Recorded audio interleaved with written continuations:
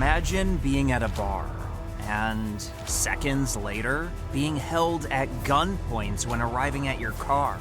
These are NFL players who were almost killed. And that bar story is exactly what happened to Brian Robinson. See, this offseason, Brian and his friends were out on a Sunday night, having a good time, hitting up bars and restaurants. Until around 6, when he was leaving the bar to walk to his car, which was about a block away. But once he arrived at the car, there were already 2 teens trying to steal it, until one of them approached Brian and got into a little scuffle with him. But the robber's friend wasn't having it, since he opened fire, hitting Brian Robinson in the leg twice.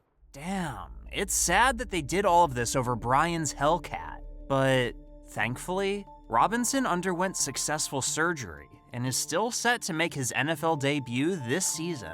But not all players get this lucky. Let's talk about Michael Floyd, who barely made it to the NFL. See, back in 2011, Floyd was the life of the party at Notre Dame. I'm talking about he was getting wasted every weekend and getting DUIs back to back. That is, except for one night when he took things too far. See, on this day, Floyd was found unconscious behind the wheel at an intersection at 2:48 a.m.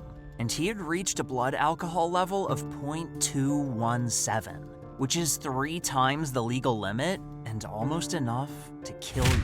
Speaking of questionable decisions, Earl Thomas has made his fair share of bad decisions. From getting into a training camp fight with a teammate to giving Pete Carroll the middle finger on national television. There's no telling what Thomas would do, not even in his personal life. Since one time, Thomas had cheated with another woman, and to no one's surprise, his wife Nina was pissed after she found out. You see, it was 3:41 a.m. on April 13th, 2020. And while most of the world was still in shambles over the virus, police witnessed Nina chasing a shirtless Thomas around a car with a weapon in her hands. And Nina was arrested and charged with burglary of a residence with intent to commit aggravated assault with a deadly weapon. Afterwards, Thomas said, "Stuff like this happens, bro. You know, we try to live the best lives we possibly can, but sometimes it don't go as planned. Just pray for us, you know, as we go through this stuff." But what's even crazier is that Brandon Marshall's wife nearly tried to take his life as well. See, after getting into a verbal dispute with his wife, Michi Nogami Marshall, in 2011, things started to escalate quickly, but in a physical manner. In fact, it got so out of hand that Michi grabbed a kitchen knife and used it on Marshall out of defense. Due to this, Michi was charged with aggravated battery with a deadly weapon. But thankfully, the stabbing wasn't too serious, and he quickly recovered. Now, let's transition to the time when a former NFL player saved another man's life. It seemed like just another college football broadcast between Chris Fowler and Jesse Palmer, until things went tragically wrong. Because during the halftime break, Fowler was eating a chicken sandwich, and things went wrong when he immediately realized that he didn't subscribe to the channel. So subscribe right now. But anyways, while Fowler was eating, out of nowhere, he started choking uncontrollably. This was when Jesse Palmer's first aid skills were put to the test. And his skills came in handy, since Palmer successfully gave Fowler the Heimlich maneuver right before the second half. Meanwhile, this next situation is a little more intense, because when Curtis Martin was younger, he never dreamed of living to 21. Because growing up with a single parent in a dangerous neighborhood in Pittsburgh wasn't easy. After all, his grandma was murdered when Curtis was just 9 years old. And during another occasion, Curtis was walking with his best friend, Jamont Neal, when he watched Neal die in a drive-by shooting. How disheartening.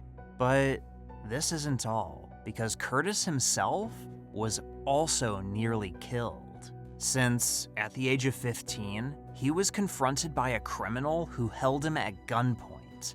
Only the criminal wasn't messing around and pulled the trigger 7 times. But due to some kind of miracle, no bullets were fired. Damn, Martin got lucky, especially since he made it out of this situation without a single scratch.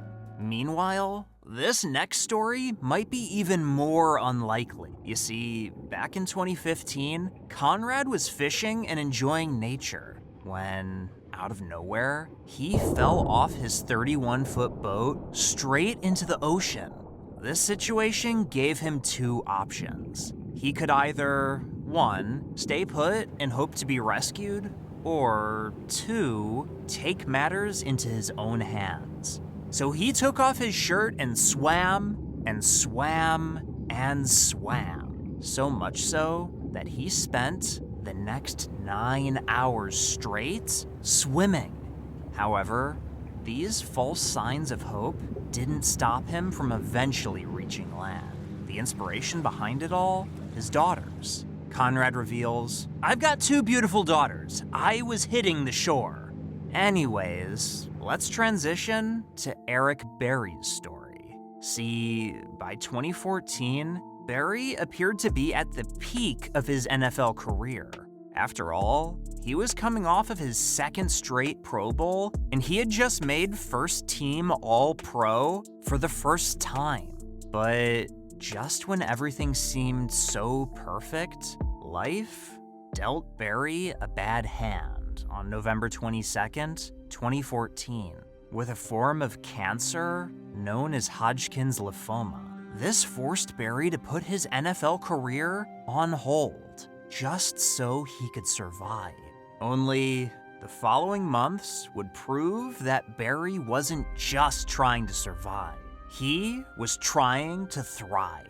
And Berry kept a positive attitude throughout the battle, and it paid off, because in just under 7 months, Berry was cancer-free. What a testament to the power of positivity. And while Berry lived the dream, Tua Tagovailoa's dream has been put on pause. See, it started in week 3 against the Bills when a defender shoved Tua to the ground, causing him to hit the back of his head on the turf.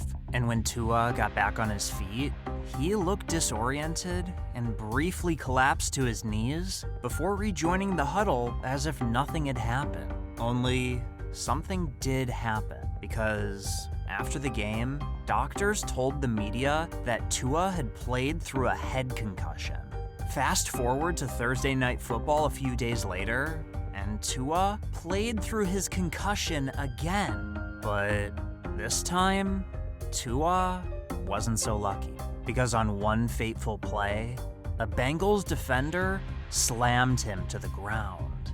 And the next thing fans saw was Tua suffering a severe spasm in his hand. After suffering a concussion this scary, it's not crazy to wonder if Tua will ever be the same again. Although, Kendrick Norton will tell you that good can come from starting over. You see, back on July 4th, 2019, a horrific car accident caused him to lose his left arm and almost took his life. So at just 22 years young, Norton was forced to end his NFL career and find a new path. And Norton decided, what better way to live than to inspire and help others, especially kids who find themselves starting over as amputees. And Norton said that he just wants to show people not to be afraid and to embrace their amputated body parts, and not to be ashamed of yourself just because you have them. But Norton isn't the only player who lost something, because Rashad Johnson lost his middle finger after a play, and another lost his ability to walk after one hit. And I know you want to hear more about that, so click this video right here.